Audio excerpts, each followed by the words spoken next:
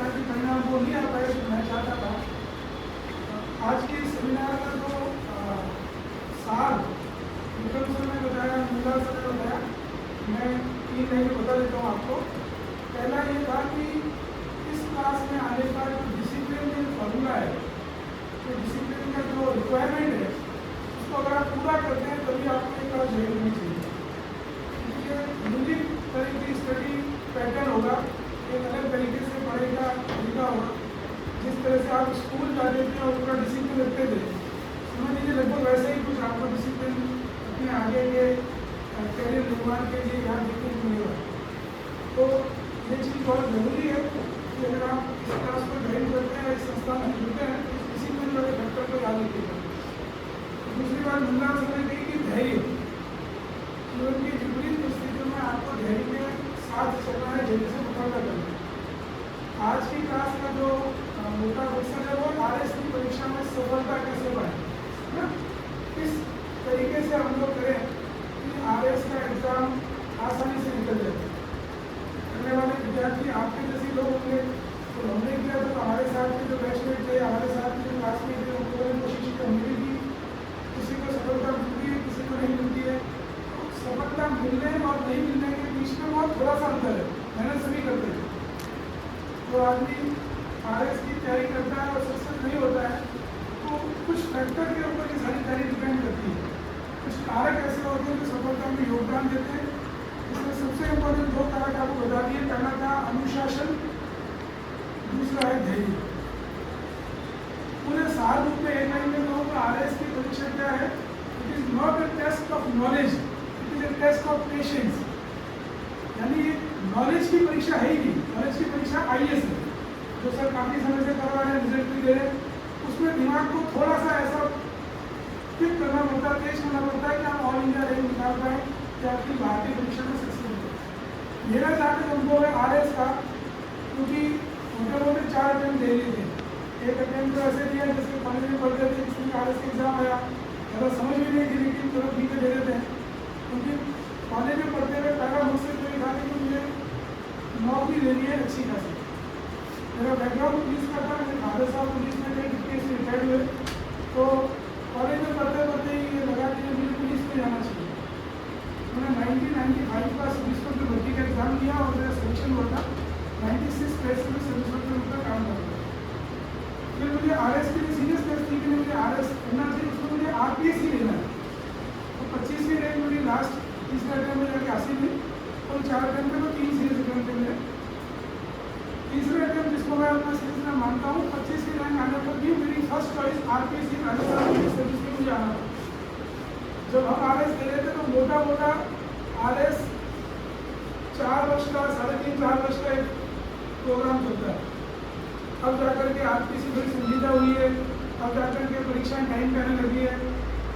अब उम्मीद करते हैं कि हर 1.5 साल में परीक्षा का परिणाम भी आ जाता है और चीज़ें क्लियर हो जाती है, किसका सिलेक्शन हुआ किसका नहीं हुआ। पर 1.5 वर्ष का समय भी जरूर समय का कि आप 1 साल जम के पढ़ेंगे, 45-52 संडे आप निकालेंगे, तब जाकर के आपको परिणाम दिखने लगेंगे कि मेरे में कुछ परिवर्तन आया है नहीं है, और सक्सेस के ऊपर में कहाँ तक पहुँचा है, कितना पीछे है। तो आपको बताइए RS की परीक्षा का मोटा पैटर्न किसी को जितनी है RS के एग्जाम के लिए के तौर पर आपके पास 3 चरण है। पहला है प्री एग्जाम, इसमें एक शक्ति हो जाती है कि कौन कौन लोग मेंस एग्जाम तक जाएंगे। दूसरा चरण क्या है? Mains exam. थर्ड चरण आता है इसका इंटरव्यू, आपकी का बोर्ड या इंटरव्यू लेता है। और आजकल एक नया चरण जुड़ गया है, चौथा, जिसको बोलते हैं अपन, ये है राजस्थान हाईकोर्ट, है ना। और भर्ती लास्ट में क्या जाएगी, एक बार हाईकोर्ट देखेगी। कौन लेके जाएगा? आप में से ही वो विद्यार्थी लेके जाएगा जो बीच में भी अटक गया। वो क्या दावा करेगा कोर्ट में कि साहब होशियार आदमी को बाहर निकाल दिया और तो बोल तो आगे लोगों को भर्ती कर रहे हैं, इस सिस्टम में गलत है, इसको रोक दिया जाए, है ना। फिर RPS की अपना पक्ष रखेगी, विद्यार्थी अपना पक्ष रखेंगे। 99.99% रिजल्ट वही रहेगा जो RPS की जारी कर चुका है। 0.1% कोई ऐसी एरर PSC से प्रोसेस के दौरान हो गई हो, प्रक्रिया के दौरान हो गई हो, तो शायद 1 या 2 विद्यार्थी के लिए कोई स्केलिंग में ऐसा आ गया हो, कोई 1-2 नंबर की मेरिट या 1-2 सवाल डिस्प्यूटेड हो गए हो, उसके आधार पर कोई लिमिट किसी भी स्टेज पर चेंज हो सकता है। तो उसका चांस कितना ओनली पॉइंट। इसके अलावा जो आरपीएस ने डिसाइड कर दिया वो फाइनल डिसीजन है। तो प्रक्रिया में गलती निकालना कि साहब वो सिस्टम ही खराब है, सिलेक्शन जैक और चेक से हो गया। हमारे को तो नहीं कि मैं तो बहुत होशियार आदमी था, मैं तो देखो 1.5-2 साल से समय का लक्ष्य तो पढ़ रहा था, फिर भी सक्सेस नहीं हुआ, है ना। ये सारी बातें कोई मायने नहीं रखती है, सिर्फ मायने रखती है आपकी सक्सेस स्टोरी। आज अगर मैं सफल होकर के नौकरी कर रहा हूँ तो मैं आज आपके सामने मंच पर हूँ, तो यही आपके साथ होगा। अब सक्सेस किसको मिलती है कॉम्पिटिशन एग्जाम में, या सक्सेस का बेस्ट फॉर्मूला तो मुझे समझ में आ रहा है, तो मैं आपके साथ भी शेयर करने वाला हूँ, 10 मिनट में बताने वाला हूँ। आपको उस बात पर गौर करना है कि एक ही क्लास में आप आज तक स्कूल कॉलेज करते आए, एक ही क्लास होता है, एक ही लेक्चर देता है, एक ही टीचर पढ़ाता है, लेकिन नंबर हमारे अलग आते हैं, नहीं आते, है ना। किसी के मान लीजिए 50 है, किसी के 70 है, किसी के 90 है, तो 95 में मेरिट में आ जाए। सेम स्टोरी रहेगी आरएसपी फंक्शन एग्जाम। 2 मिनट के लिए आंकड़े पर गौर कर लीजिएगा, आपको थोड़ा आईना दिखाता हूँ, देखिएगा। प्री एग्जाम में मेरा मोटा अनुमान है फॉर्म भरे जाएंगे करीब 4 लाख। कितने फॉर्म होंगे? 4 लाख के आसपास राजस्थान पुलिस से फॉर्म आते हैं। कुछ लोग वैसे ही भरते थे, कुछ लोग सीधे सीधे भरते हैं। हम नहीं जानते कितने सीधे सीधे, उसकी कोई चर्चा करेंगे। और आपकी जो वैकेंसी आएगी उसके अंदर फाइनल सिलेक्शन के लिए मोटा मोटी 1000 सीट होगी, सारी क्लियर हो। 150 से 200 सीटें स्टेट सर्विस है, उसके बाद सबऑर्डिनेट सर्विस है। आरएस में जो टॉपर होंगे वो आरएस बनेंगे, आरपीएस बनेंगे, देन बाकी की राजस्थान अकाउंट सर्विस है उनमें जाएंगे, और फिर नीचे सेल टैक्स और बाकी सारी सर्विसेज मिलेंगी। लेकिन तहसीलदार और उससे आरटीएस और उससे नीचे की सारी सर्विस सबऑर्डिनेट सर्विस कराती है। उनमें क्या आता है? देव विस्तार विभाग का इंस्पेक्टर, तो देवताओं की पूजा में कितना चढ़ावा जरा उसका ध्यान होता है। एक्साइज का इंस्पेक्टर, दारू की दुकान पे 4 दुकानों का इंचार्ज, तो ध्यान रखिएगा सरकार को रेवेन्यू मिलता है। फूड इंस्पेक्टर, है ना। इस तरह की जो बाकी नौकरियां वो सब सबऑर्डिनेट सर्विसेज कराती है राजस्थान आरपीएस द्वारा। एक ही एग्जाम के अंदर करीब 1000 सीटें, कभी 700 आ जाती है, कभी 600 आती है, कभी 900 आती है। मैं मैक्सिमम मान रहा हूँ आपके लिए, मैं आपके लिए बेस्ट कल्पना कर रहा हूँ कि 1000 सीटें इस साल आ सकती है। ठीक बात है। अगर 1000 सीटें इस आने वाले, आज हम जुलाई में खड़े, मान लीजिए 15 अगस्त तक वैकेंसी आउट होती है, और जो सरकार का मोटा अनुमान है चुनाव वर्ष शुरू हो रहा है, अगले दिसंबर में चुनाव है, सरकार को वैकेंसी निकाल दी है, टाइम पे 1.5 साल में खत्म भी करनी है, अगले दिसंबर से पहले रिजल्ट देना है, तो हमारे पास मोटा 18 महीने का कार्यकाल है आज से लेकर इसका रिजल्ट आने का। सही बात है। अब इस 18 महीने के अंदर आप देख लीजिएगा परिणाम कैसे निकलेगा।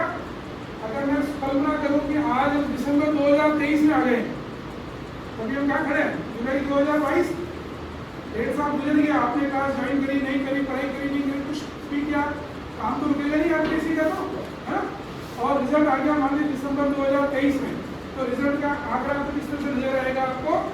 इनमें से 3,99,000 बच्चे फेल घोषित कर दिए गए हैं। इतना तो बिल्कुल कंफर्म होगा आपको मिलेगा। अब कितने बने? 4 लाख। सक्सेस कितने को मिल गए? 1000। तो जितनी सीटें 950 है तो उतनी, 850 है तो उतनी, अपन अनुमान लेना 1000 का। अगर आप डेटा और अनुमान के ऊपर तैयारी को भी बेस करना शुरू करेंगे तो आपको तैयारी करने का मजा भी आएगा और सक्सेस दिखने लग जाएगी। हम अनुमानों का आधार पे करते हैं ना, वो एग्जिट पोल्स आप देखते हैं चुनाव के बाद निकलते हैं, शायद ये सरकार बनेगी, शायद वो बनेगी, 3 दिन बाद जब एक्चुअल गिनती होती है तो एक्चुअल जी आएगा, है ना। आप भी अपने तैयारी में डेटा का यूज करना सीखेंगे तो परीक्षा में भी काम आता है। आप अगर भारत के आर्थिक आंकड़े पढ़ने लग जाएंगे, राजस्थान के आर्थिक आंकड़े, बजट और इन चीज़ों में गौर करेंगे तो 8-10 सवाल तो सीधे से आ जाते हैं। तो थोड़ा बहुत डेटा पर गौर करना सीखेगा। 3,99,000 बालक और बालिकाएं, स्टूडेंट्स और अभ्यर्थी आपकी तरह के सभी फेल घोषित किए जाएंगे। केवल 1000 लोग ऐसे होंगे जिनको ये सक्सेस मिलेगी। आप एक बात की कल्पना कर लीजिए कि लाखों में एक बनना है, क्या करना पड़ेगा आपको? तैयारी का स्तर कैसा चाहिए? अगर आप एवरेज चलेंगे तो आपका परिणाम मैं आज ही बता देता हूँ, आपका रिजल्ट ये वाला है। और अगर आप कुछ हट करके डिसिप्लिन के साथ, धैर्य के साथ, दिमाग के साथ, पूरी हार्ड वर्किंग के साथ करेंगे तो संभव है, गारंटी नहीं उसका भी, संभव है कि अपन यहाँ खड़े दिखेंगे। ऐसे होगा ना? आपको से किसने पहले एग्जाम दिया? कौन सा एग्जाम दिया? आरएस का दिया, आरएस दिया था। कहाँ तक पहुँचे? 6 नंबर से कहाँ? प्री या मेन? प्री में रहते रहे। और भी दिया? हाँ, कौन सा दिया? हाँ, क्या था? 18 नंबर से रहते, राइट।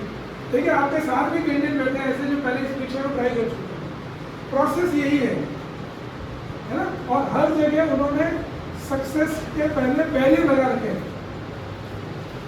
जो भी आरपीएससी इस प्रक्रिया को गुजारता है उसने कुछ बैरियर खड़े कर रखे हैं, आपको हर बार उस बैरियर को चैलेंज के साथ पूरा करना है। और ये जो सक्सेस है जो लास्ट 1000 लोगों तक पहुंचेगी,